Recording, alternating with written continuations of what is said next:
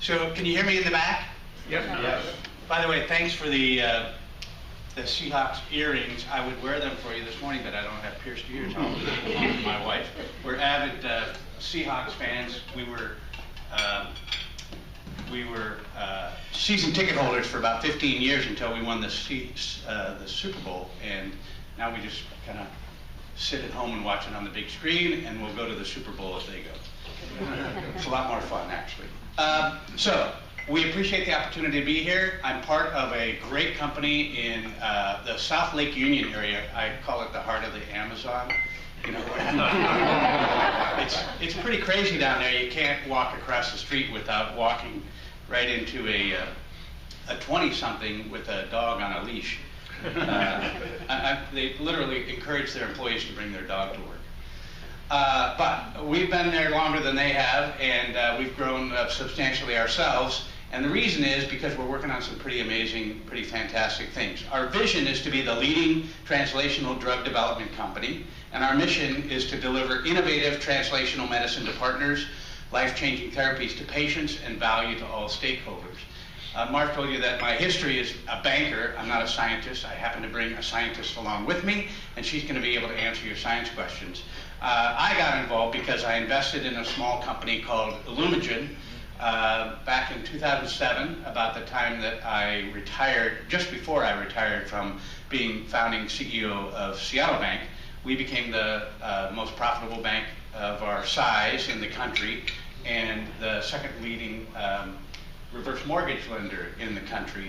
And right about then, we had sold our reverse mortgage operation to Bank of America, and I decided, well, it's time to go do something new and different. I was 48 years old, time to maybe have a new chapter, and I happened to be sitting with this CEO of Kineta at the time, Dr. Magnus, and he said, hey, why don't you come join us? So I've been doing that ever since.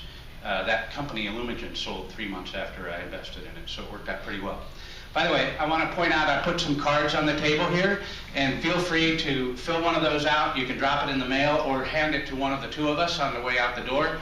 These programs, we've done about 80 of these for service clubs around the up and down the I-5 corridor and over on the Tri-Cities and other areas. And they always fascinate people. It's really amazing science. And so there could be a lot of questions at the end, but if we're still going at the end and you want to come up and ask us questions, you're welcome to do that as well. So, as I mentioned, we're down in Seattle, in South Lake Union. We used to be able to see the Space Needle from our laboratory, but actually the first spec building during the recession went up right next door to us. And so now we just see a bunch of windows out there. We are focused on the innate immune system, and as Kristin is about to tell you, we are developing some pretty amazing drugs that have an impact. They modify the way the best defensive mechanism in the universe, probably, our innate immune system, works. And sometimes it goes rogue, sometimes it just breaks down and doesn't do the job that it's supposed to do. And so Kristin's job and the rest of her science team there is to go in and figure out how we can make that system work better.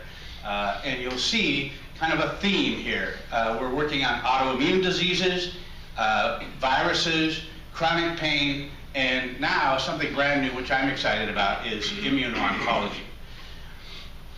We're a privately held company. We're primarily supported by the U.S. government, your tax dollars and mine at work. We have a lot of grants coming in from the U.S. government, also from the Army, and we just got a big award from the second largest foundation of its kind, right behind the Bill and Melinda Gates Foundation, Wellcome Trust out of the UK. We got a $7.2 million award for our direct-acting antiviral program.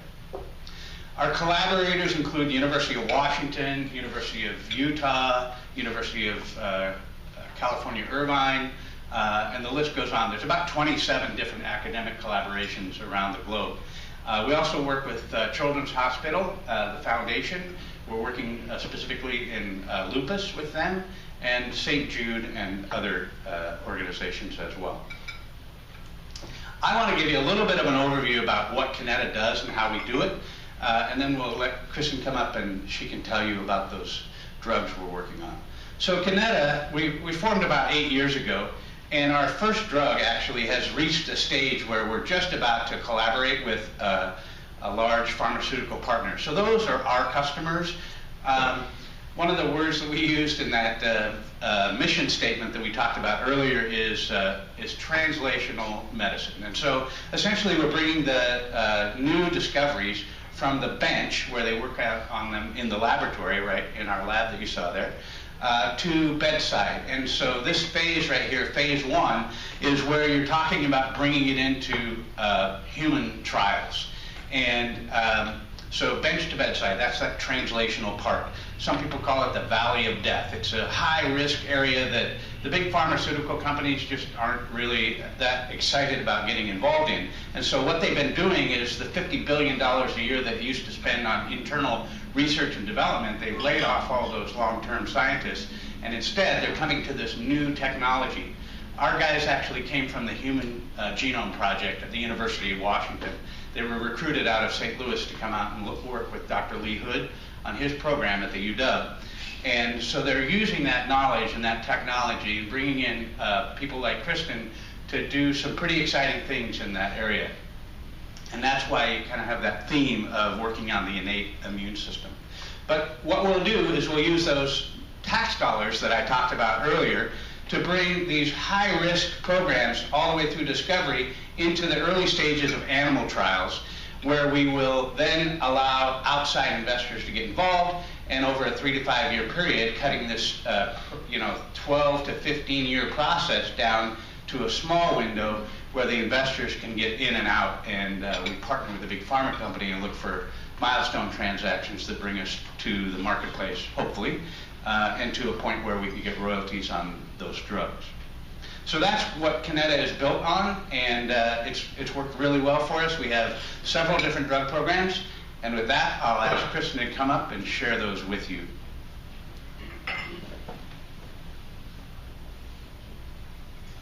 Okay, thank you, Ken. So as Ken mentioned, we have quite a few programs at Kineta. Kineta is just 44 people. We've been in business about 8 years now. So for a small group, we have quite a diverse and robust pipeline. But all of these things are related to the immune system. And so the immune system is essentially the part of your body that is programmed to fight off foreign things. Those can be infections, such as viruses and bacteria, or they can be things like cancer. And so a lot of our drug programs are focused on boosting those natural responses to allow a patient's body to overcome those types of disease. And so for that type of mechanism, we have quite a few drugs in the infectious disease space. So we have a screening platform that we developed in-house. I often get asked the question, where do your drugs come from? Where do you get them? How did you find them? So the majority of our drugs in-house came from this screening platform. This was something that we developed within the first 6 months that I was with the company, and it's really led to a lot of different development paths. And so the one thing that those drugs are being developed are as broad spectrum antivirals. So these are oral pills that a patient can take to basically treat a variety of viral infections. So often now when you go to the doctor, if they determine that it's not a bacterial infection and antibiotics won't work, they say, I'm sorry, there's nothing we can do, you'll get over it eventually. And so these are drugs that can fight off a lot of these viruses that we don't currently have good therapies for. We're also developing a class of vaccine adjuvants. An adjuvant is something that's added to a vaccine to make it better. And so there's a lot of vaccines out there that aren't very effective in all patients, especially elderly patients. So anybody over the age of 65, your doctor may or may not tell you that even if you go and get your seasonal flu vaccine, it's only about a 30 to 50% chance that it's going to work for you. Whereas in younger patients, it's much more effective. And so there's a big interest in the government and by big pharmaceutical companies to get our vaccines to be more effective. And so that's a program looking at adjuvants to boost those vaccines. We have an antiviral program that is for something called loss of fever. This is a virus, it's very similar to Ebola. It's found in the same regions as Ebola in Western Africa. And that's the program that the Wellcome Trust just gave us over $7 million to develop that drug. So we're very excited. That is the most progressed drug program currently at Kineta, and so that will be the next drug to go into human trials. We have a new program in immuno-oncology, and I'll talk a little bit about this. This is using the same concept of boosting your immune system, but to fight off cancer. And so tumor cells are actually very similar to infected cells, and I'll describe a little bit about that. We have a new program in chronic pain. This is very, very exciting. This is a program that we actually purchased from a university. We in-licensed it from the University of Utah. And it's just a really very, very exciting drug program. Chronic pain is a huge issue in the US, and addiction to prescription painkillers is a really, really big problem. We do have one drug that has already gone through those first phases of human studies, and that's our autoimmune drug dilazatide. So this is the one drug that's working on the flip side of things. It's working on the immune system, but it's working to suppress the part of the immune system that's gone awry in autoimmune disease. And that drug is the first drug that Kineta has taken through all of these stages of development and have shown safety and efficacy in people. Okay, so the immune system. So as I mentioned, your immune system, it's all the cells in your body, all of those natural programs that are meant to fight off things that are foreign. And so Kineta is using these small molecule drugs to treat many different virus infections and also cancer. And so if you look, here's a picture. These are actual viral particles or viruses that are spreading from human cells. So the human tissue is in yellow and the viruses are in red. And you can see that how they're budding and spreading throughout the tissue. The drugs are aimed at preventing this spread. If you think about cancer, it's actually quite similar. We don't often think about infectious disease and cancer as being the same thing, but they're actually very similar. And so in cancer, this is a picture of 2 pancreatic cancer cells growing. And essentially, it's the same thing.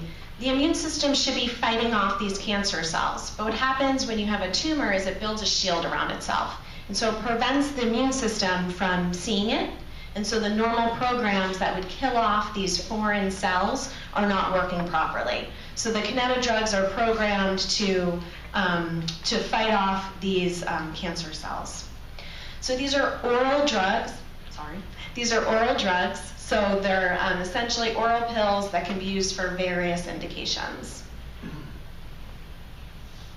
This is a nice schematic that sort of shows how this works. So you might be thinking in the sense of a viral infection, well, if your immune system is programmed to fight off all of these foreign objects, well, then why is it working? Why do people get chronic infections where they have hepatitis for the rest of their lives, or they have a viral infection that they can't clear? And so this is a schematic that basically shows sort of what's happening. So in a regular system, if everything was healthy and working and functioning, you would get a light switch would turn on. You would have the surveillance system. Your immune system would be surveying and saying, checking for things that are foreign or things that should not be present, and it would get turned on when it found something. However, viruses and cancer cells are very, very smart. So they've adapted ways to shut this down. And so viruses have different ways of doing that. And as I mentioned, tumor cells also build a shield around themselves to prevent the immune system from being able to recognize them. So the Kineta drugs were discovered and are being developed to turn that natural switch back on. So it's just restoring the natural response that should be present in your body that the viruses in the tumor are basically shutting off. Feel free to ask questions. You can interrupt me at any time. Happy to take questions. The viruses that Kineta is working on really fall into 3 categories. So we do a lot of work in biodefense, and this has really attracted a lot of the interest from the US government, both the National Institute of Health, which is what Ken was mentioning, your tax dollars. That's the federal agency that puts all of the tax dollars towards research, and that can be basic research or it can be drug development research. And so we do a lot of biodefense work in things like Ebola, high-path flu, like bird flu and swine flu. We also do a lot of work in world health, things like dengue virus and polio, which aren't really found in the US but are found globally still. And then obviously the developed markets. Kineta is a company, so we want to make sure that what we're developing we will be able to sell and will have good commercial value. So things like hepatitis, respiratory viruses, herpes.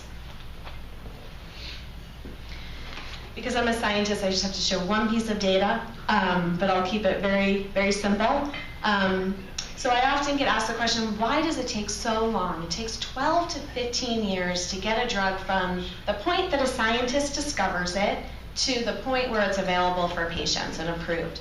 And part of the reason for that is that drug development is one of the most regulated industries in the world. And so the FDA is the agency that looks at all of the drugs to make sure that they're safe and effective for patients before they're going to approve it in the US. And they require companies and developers to collect a ton of data. A lot of that's preclinical, and then some of that's clinical data in actual human patients. And so this is the type of data that we collect on all of our drugs. This is looking at a mouse model where we're infecting the mice with H1N1. Probably a lot of people remember when H1N1 was a really big problem in 2008, 2009. So we run that model at Kineta. We basically can give the mice a lethal dose of the flu virus, and within 5 days, all of the mice have died. So we're just looking at survival here. So 5 days, all of the mice have died. If you give them just one dose of a Kineta drug at 2 different concentrations, you can see that at the higher concentration, all of the animals survive. So this is the type of data that we actually collect at Kineta. We do most of this work in-house. And so this is the type of thing that we do on a day-to-day basis. Oncology is a new area for Kineta. There's been a lot in the news about immuno-oncology products, things like CAR T cells, and there's actually quite a few companies in Seattle who are working on this. So Kineta has a similar approach that we are going after the immune system and targeting the immune system to fight off cancer, but we're doing it in a different way. A lot of these companies they're very complex cell-based systems. You've probably heard they're very expensive. They can be very dangerous to patients. Kineta's approach is to use a traditional drug. So again, this is just an oral pill that's turning on the immune response and allowing it to fight off cancer. So this is looking at the immune system and immune cells that are basically fighting off and killing the cancer cell. The immune cells are in yellow. Cancer cells in red. And so the Kineta drugs are boosting this response and allowing these immune cells to do its job. I'm going to switch gears and just finish off the last couple minutes on chronic pain. So chronic pain is a huge, huge problem globally, and it's received a lot of attention in the US just in the last 6 to 12 months. So there's more than 1 billion people worldwide that are thought to suffer from chronic pain. And really a lot of the media attention around this has been on our growing problem around prescription painkiller abuse in the country. And there's been quite a few news articles. So it's estimated that nearly 2 million people abuse prescription painkillers. These are drugs that are approved by the FDA. So these are things that doctors are prescribing, but people are becoming so addicted that they're overdosing. And so it's really a major health risk. It's estimated that results in 44 people dying every day. The FDA is really trying to crack down on this. They're trying to get physicians to pull back and to not prescribe these dangerous painkillers. And that leaves a huge hole for patients who are in severe chronic pain, need something, and there's nothing available. And so this is the problem that Kineta is trying to overcome. So why is Kineta's approach different? Why is it better than what's out there? So most of the drugs that are out there are in this class called opioids. These are drugs that essentially, when a patient is in pain, the drug goes right to the brain, and that's where it works. And it basically just turns off those sensors. So it tells the brain that it's no longer in pain. And so you can see why that would be addictive. It's basically just making everything feel better. The Kineta drug works at the peripheral tissue, so it works at the site of pain, and it does not cross the blood-brain barrier, so there's no risk of addiction because the brain never sees the drug. So it's treating what's actually causing the pain and not just turning off the sensors and telling the brain that it's not in pain. This is a very interesting drug because it comes from a natural source. This was a drug I mentioned. We purchased it from the University of Utah. Professor had spent his entire career looking at this drug, and he actually found it from these marine cone snails.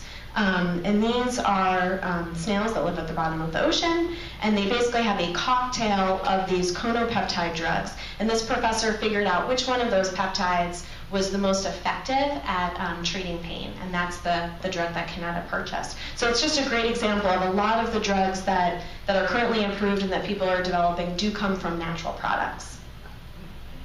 Do I have time for this? Yes, I do. Okay. This is the last slide. This just shows you another example of how we test these drugs. This is a model that's looking at the pain drug and what it does in an animal model where we're inducing a neuropathic pain. So this would be a model of chronic pain. And so in the first animal you'll see, this is just a healthy animal. We're using just a normal sort of sensor. It's just a heat lamp. And so in a normal animal, with his paw in the heat lamp, he can stand it for, quite a while before it feels uncomfortable, and then he'll withdraw his paw. In an animal with chronic pain, and this mimics what patients feel, just a normal sensory output, something like a heat lamp, is extremely painful. And so you'll see the animal with chronic pain withdraws very quickly. And then the animal where we've given him the drug, who has chronic pain, we've given him the drug, he now has a normal response. So it's not turning off the pain sensors. He still feels the light, and he will withdraw his paw, but it's back to a normal response. So Ken's going to start that for me. It goes pretty quick. Okay, so here's the normal animal. You can see with the heat lamp on his paw, can stand it for a long time, and then eventually he'll withdraw. And now the animal with chronic pain, you'll see it's very quick, just over 1 second, and he withdraws. It's very uncomfortable. And then this is the animal with chronic pain where he's been given the Kineta conopeptide drug, and it's back to a normal response. So he can still sense the heat lamp, but it's back to a normal response. He doesn't have that over sensitivity to it. And so that sort of ends the scientific part of the presentation. I'm happy to take any questions. And if you don't have time and you want to fill this out, feel free. And we also welcome guests. If you want to come see Kineta, take a tour of our lab, you're welcome.